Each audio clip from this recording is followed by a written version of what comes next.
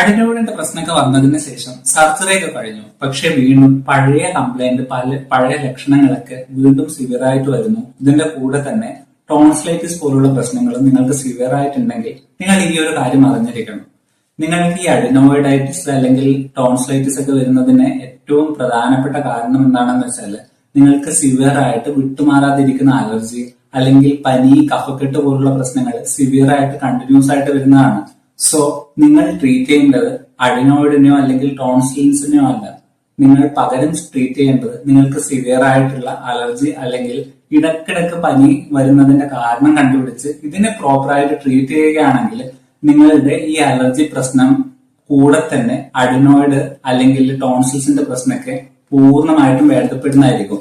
എന്നാൽ പല ആൾക്കാരും ചെയ്യുന്നത് ഡയറക്റ്റ് സർജറി പ്രിഫർ ചെയ്യുകയും കൂടുതൽ കോംപ്ലിക്കേഷനിലേക്ക് ആ പേഷ്യന്റ് ചെന്നെത്തുകയാണ് നമ്മൾ പൊതുവെ കാണുന്ന ഏറ്റവും പ്രധാനപ്പെട്ട പ്രശ്നം.